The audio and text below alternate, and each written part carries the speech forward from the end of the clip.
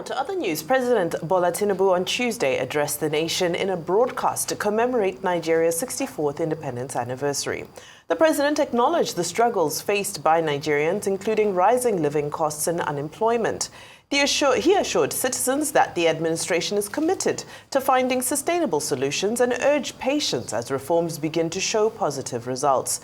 Tinubu also addressed security improvements, stating that the administration is making progress in the fight against terrorism and banditry, with over 300 commanders eliminated in the past year. According to the president, the economy is undergoing the necessary reforms and retooling to become better and more sustainable. Joining us right now are two gentlemen, Aliyu Audu, Special Assistant to the President on Public Affairs, and developmental economist Gbolahan Olojede, to discuss President Tinubu's Independence Day broadcast, examine the achievements and challenges listed by the president, and the state of the nation, among other issues. Good afternoon, gentlemen. A warm welcome to the program. Yeah, good afternoon. Nice to be here. Good afternoon, Nigerians. All right, Mr. Audu, I'll begin with you. Some of the biggest conversation around the president's address yesterday centers around misinformation. People have fact-checked a number of the claims that were made, and it turns out that some of them were not entirely accurate. For example, 30 billion in FDI that has come in. And of course, this is easy to verify from the National Bureau of Statistics, who, when you break it all down, can confirm that only 6.14 billion worth of dollars in FDI and other foreign inflows has come into the nation since May 2023. What's your take on the misinformation in the president's address? All right. I mean, I don't think there's misinformation there. I think what Mr. President said is commitment that have been attracted into our economy based on, the essential reforms that have been, that he has gone on with since assuming office May last year. I mean, this has attracted the attention of foreign investors, and he has secured as much as $30 billion, commitment into our economy. I mean, certainly not all of them have come in, and not entirely as foreign direct investment. Some have come in as portfolio investment, and there's still a lot more on the way to come. But commitment that he has secured, $30 billion and over that. All right. We hear you on that, saying that it's a commitment, like you stated, but I would like to bring that over to our guest in studio, Gbolahan Olojede. Now, as an economist, when you hear that from our other guests stating that this is about commitment, it's not necessarily about the misinformation, as Vimbai alluded to. How does that come to you in terms of coherence and feasibility of the economic plans which are supposed to be taking place in the country? I think if we were talking about commitment, the speech should spell it out as commitment. The way it was, meant to appear to people was as if there were actual inflows. Maybe there was an error. Errors happens from time. It's possible. There are possible things. When errors arise, the right thing is own it and ensure it will never repeat itself. That wasn't the only issue with that speech. There were a number of other numbers that do not exactly add up. It appears as if there were errors. Exactly. State them, please. So we have things like 30 trillion, which is said to have been cleared. It wasn't cleared. 30 trillion has been... This is Ways and Means. Yes, the Ways and Means. It is not being cleared. Well, it has been structured properly into a loan to be paid over a number of years. That is what has happened, and that is what should have been captured. $7 billion in backlog of LCs and the rest of it. It wasn't $7 billion that was paid. We paid an amount, which is about 50, maybe 60% of that amount, and the rest were disputed claims, which were thrown out. we could also say that as it were, rather than present it as paid.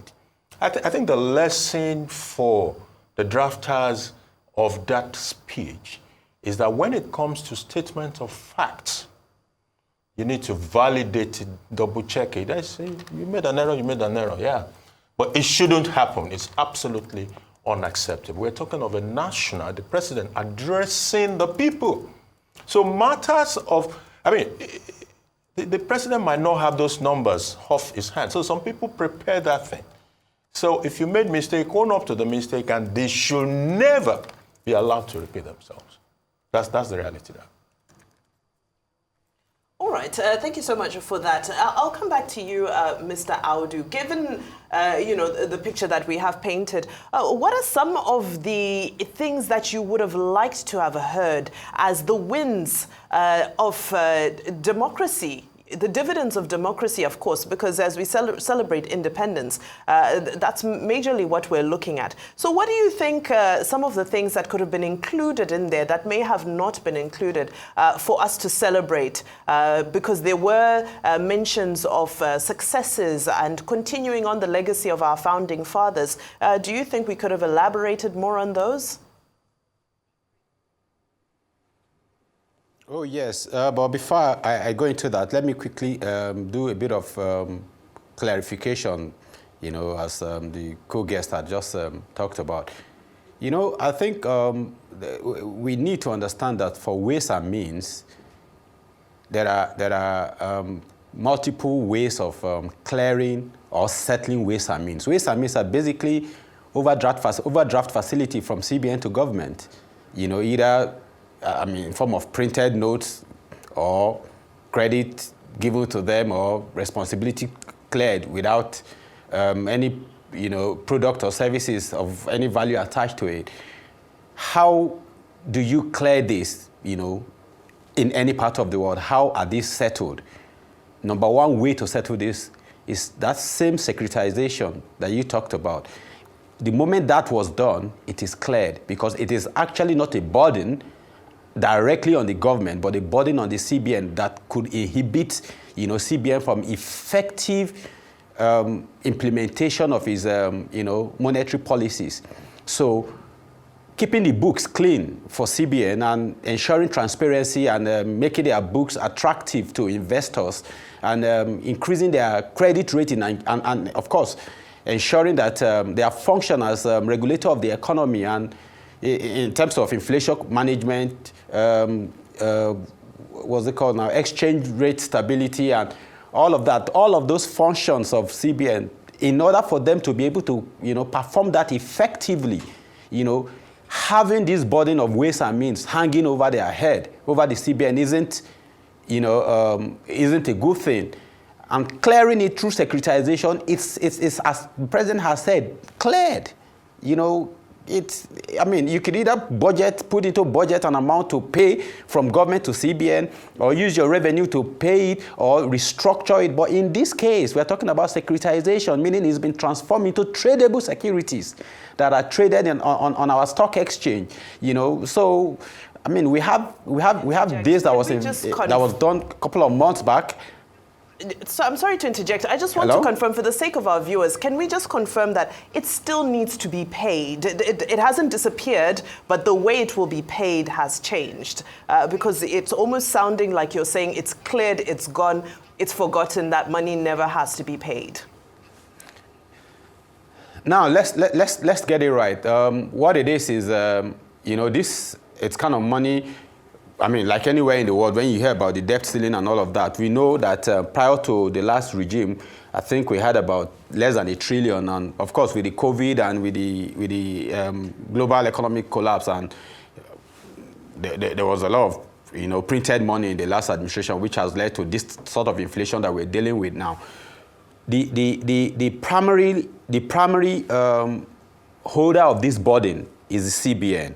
It's money owed to it by the government. So between the Debt Management Office and the federal government and the CBN, take this, take this ways and means turn it into tradable security, like the bond, like your treasury bills, like CBN special bills, and are traded in the market at the prevailing market interest rate. This bond, when subscribed, the credit is now paid to CBN, and that is clear. And the biggest take from this is the fact that to ensure transparency in how government is managed, in how government manages their relationship with the CBN, this current government is ensuring they move clearly away from this easily abused, ways and means that can be very opaque, and they're raising revenue to be able to carry out what they need to do without having to resort to printing money that could lead to further inflation. Being cleared means that as far as CBN's book is concerned, it is no longer a burden on them, because how this affects them is that when CBN like ours isn't able to collect debt owed to it, either from commercial banks or from government, your investors, the credit rating agencies, your foreign investor look at, it does not spell confidence for them. Clearing it does not mean the debt isn't, yes, it might have been transferred into like your regular debt for the government right now, but it is no longer a burden on the CBN, which primarily, is to free the CBN from carrying out its autonomous, regulatory function in terms of managing our inflation, in terms of managing our exchange rate, in terms of managing financial stability. This we need to understand. It might not mean so much to the ordinary man on the street, but to investors, it's a lot, saying that, okay, this money that this government, the previous government, owed the CBN has been, securitized through this. Those are the ways of dealing with this anywhere in the world. So when we say this, it's not like it's when Mr. President said that, it is exactly what he said. It's been cleared. All right, we certainly hear you, but of course, and we do need to balance this conversation. So I'll bring it back to our economist in studio, Gbolahan Olojede. Of course, you did mention earlier on that statements of facts need to be checked, and you need to own mistakes when they do happen. But I'm also wondering, based on the numerous aspects that you might have noticed, that maybe there was some discrepancy or misinformation, did it also concern you as an economist that maybe the kind of reforms that we're seeing might have been brought on by misinformation as well? That's a bit confusing to me. The reforms by misinformation. How do you? Okay, let me do a better job at explaining that. You said you identified some errors in the there were some errors. So I'm saying that when we look at the interventions to cushion the effect of the reforms and whatnot, if you're coming from the angle of the numbers that you saw that were not adding up, how effective do you think that those reforms might be? If the president doesn't have all the right information to work with in order to make those reforms a success? Well, it will be quite unfortunate because it has access to information. And some of the reforms are plain. You can, for example, anything that has to do with money, the CBN governor will speak about it. The MPC will speak to it. So I don't think those ones are shrouded in any doubt at all. When she was talking about validating information the other time, she spoke about the Bureau of Statistics. So someone could take what has been said and cross-check it with Bureau of Statistics, because the Bureau of Statistics has been reliable over time for information. So I don't think the problem is that we don't have information to make decisions. I think rather mistakes have been made in this particular instance. The mistake should be owned, and we should ensure it doesn't happen any longer. Statements of securitization or no securitization, for example, you could have said it was securitized. There's nothing wrong with that. It was a good step. Those money were just hanging everywhere before. We did not make up, they were like off balance sheet. Now we have recognized them properly, brought them onto the books and said these are debts and they will be paid over this month. So it's a good step. You could state it as it were.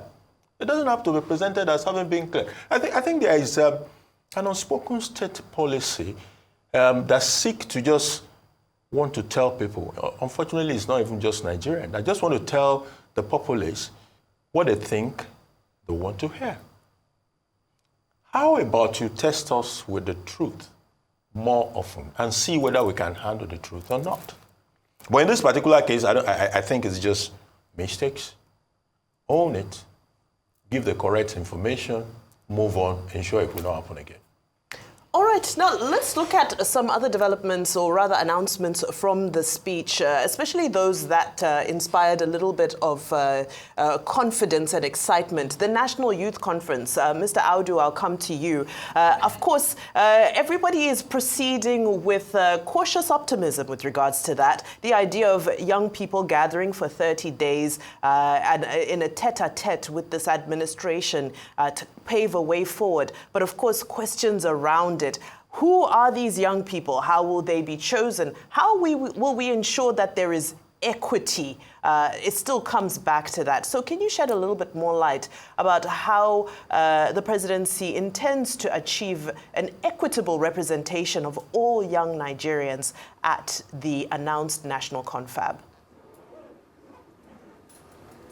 All right. I mean, if you remember over the last 1 year, this government has encouraged dialogue, and we've tried to appreciate the realities of the harsh economic situation we find ourselves as a result of, maladministration of our macroeconomics over a long period of time. And of course, critical to it has been the very necessary, reforms that have been undertaken by the current administration, just as to move us away from, the way we have always done things that has brought us to where we are. And Mr. President has noticed that there's a bit of, a gap, not a bit, a lot, distance between the people, especially the young people, and the government. The government exists for the people, and young people, constituting about 60% of the population, are definitely the biggest stakeholders of the country. I mean, whatever debt we have, whatever future the government under the administration of President Tinubu is trying to build, they are the biggest stakeholder in it, and it's only important that these young people are brought around, or through their representative across different demographies, and have them first understand the state of the nation, where we are coming from, where we are, and reason together the kind of future we all want to envision, and come up with recommendations that will play part in subsequent policies or in change of existing policies, so as to serve the larger number of people, especially the young people. The details of how the selection will be made and the modalities will be, like Mr. President said, will be shared in a few days to come. But it's a positive development, and one that speak to him keeping his promise again of telling when he informed young people about not taking to the street because of the dangers of what could happen, that dialogue in terms of ways of getting everybody to the table and speaking with one another and listening to one another and coming to conclusion or decision that will be of inclusive benefit for all. That's exactly what the confab is going to do. The young people conference, the youth conference is going to deliver on. Forward to the details of that when that time comes. Back here to Gbolahan. Now, what key economic indicators can we use to gauge our success, or should I say the success or failure of this administration's policies? Quite a number of them. The usual suspects. Inflation. The administration has been dealing with inflation over the several months now. So I think the last 2 months we started to see some slowing down of that inflation. Now, by virtue of recent happenings, we don't know whether that will be sustained into a third month, or maybe things will degenerate again. So inflation is key.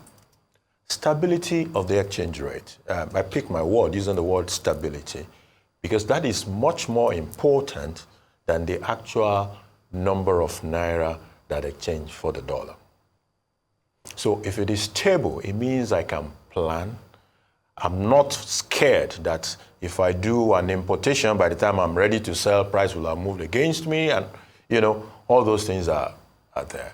We should be able to also look at things like balance of payments, infrastructure development. So, it's the usual things, and we can hold. What I believe we need to do more of is to actually set specific, achievable targets for specific period. So, which means who is responsible for inflation? Maybe it's the fiscal guy and the monetary guy. We want to see 30% inflation by middle of by March, let's say, and then hold them to account for it. Are you achieving that? Are you not able to achieve that? You want to see stability of the naira. Hold the people who have responsibility also for that. So performance management essentially in the public sector has to improve. Has to be improved rather. Yep. So many conversations that will continue to happen, but we thank you so much, Mr. Gbolahan Olojede, development economist, and of course in Abuja, Mr. Aliyu Audu, who is the special assistant to the president on public affairs. Thank you so much for helping us unpack all these, and a happy 64, Nigeria at 64 to both of you.